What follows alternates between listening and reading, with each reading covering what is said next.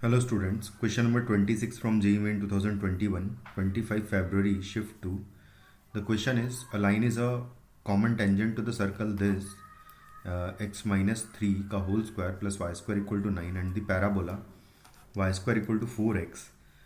If the 2 points of contact a comma b and c comma d are distinct and lie in the first quadrant, then 2 times a plus c का value क्या आएगा ये बताना है हमें।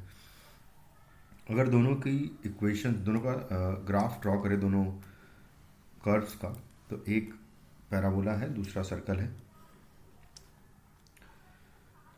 Circle को अगर देखें तो सर्कल बेसिकली एक ऐसा सर्कल है जो कि जिसका सेंटर 3,0 है एंड साथ में रेडियस जो है वो 3 है, यानी कि यहाँ पर टचिंग सर्कल है कुछ इस तरीके से।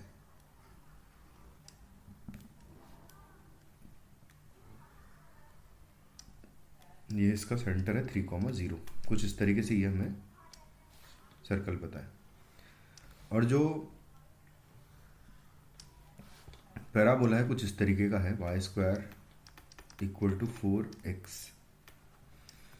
जो कॉमन टेंजेंट होगी बेसिकली कुछ इस तरीके की कॉमन टेंजेंट होगी दोनों पर।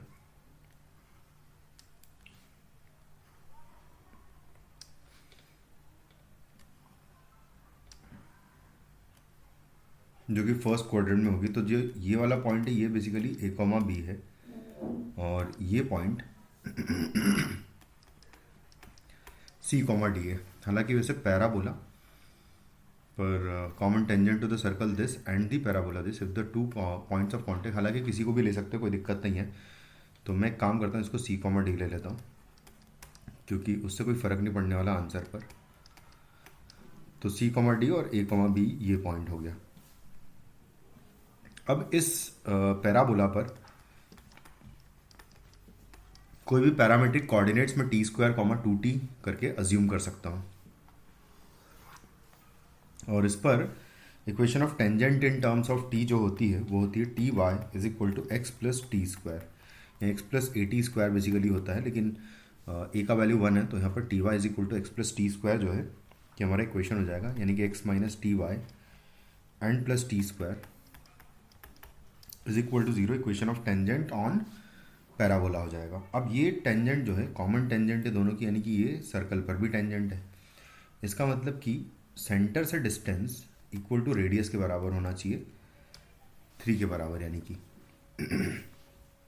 तो इसका मतलब ये है कि यहाँ से इस लाइन की डिस्टेंस फ्रॉम सेंटर यानी कि 3,0 से जो कि आएगी 3 minus 0 and plus T square upon under root में आएगा 1 प्लस टी स्क्वायर कि पूरे का मॉड्यूलस इज इक्वल टू 3 के बराबर होना चाहिए। इसको सॉल्व करूँगा मैं,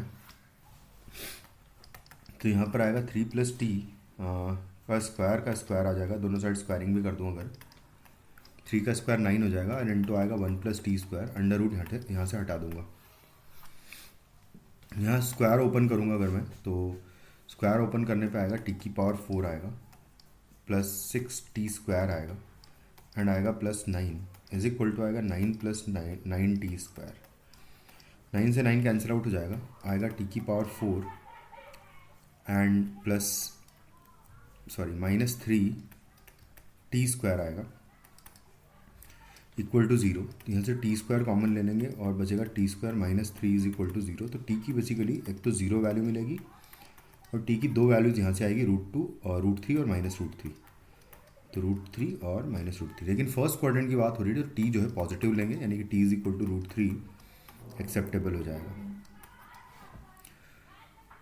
दूसरा एक कॉमन टेंजेंट तो हालांकि ये वाली भी आ रही है बट फर्स्ट क्वाड्रेंट वाला लेना है, तो टी इक्वल टू √3 हो जाएगा। तो जो पॉइंट पी है मतलब ए कॉमा बी का वैल्यू जो है, ए कॉमा बी का वैल्यू हमारे पास आ जाएगा कि टी स्क्वायर कॉमा 2t है, तो टी स्क्वायर यानी कि 3 एंड कॉमा 2t यानी कि 2√3, ये हो जाएगा हमारा ए कॉमा बी पॉइंट। अब हमें निकालना है ये वाला point C comma D point जो कि पॉइंट ऑफ कॉन्टेक्ट सर्कल पर है। तो ये बेसिकली एक फुट ऑफ परपेंडिकुलर है फ्रॉम द पॉइंट 3,0, तो इस तरीके से यूज भी कर सकते हैं। तो c माइनस 3, अच्छा सबसे पहले तो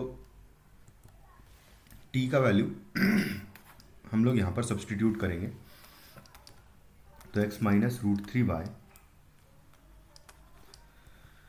प्लस टी स्क्वायर यानी कि 3 इज इक्वल टू 0।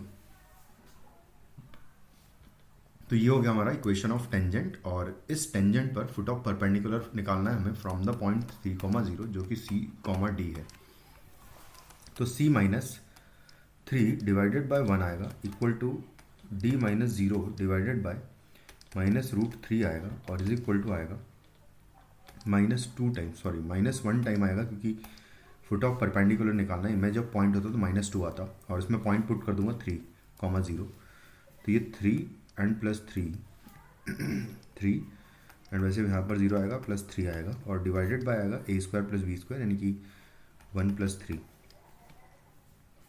तो यहाँ से आएगा 3c minus 3 is equal to d upon root 3 minus का इज इक्वल टू, इसको सॉल्व करेंगे तो आ जाएगा 3 प्लस 3 हो जाएगा 6, तो -6 डिवाइडेड बाय 4 आएगा, -6/4 यानी कि -3/2। तो c का वैल्यू निकालना है, तो c इज इक्वल टू आ जाएगा 3 माइनस 3/2 यानी कि हो जाएगा पॉजिटिव 3/2। और c की वैल्यू की ज़रूरत है हमें, तो उसने पूछा है 2 टाइम्स a प्लस सी का वैल्यू क्या आएगा। तो 2 times a plus C, D तो निकालने की ज़रूरत भी नहीं पड़ेगी। a का वैल्यू है 3 एंड प्लस सी का वैल्यू निकाल लिया हमने 3/2। 2 को मल्टीप्लाई कर देंगे तो आ जाएगा 6 प्लस 3 यानी कि 9, जो है फाइनली हमारा इस प्रश्न का उत्तर हो जाएगा। Thank you.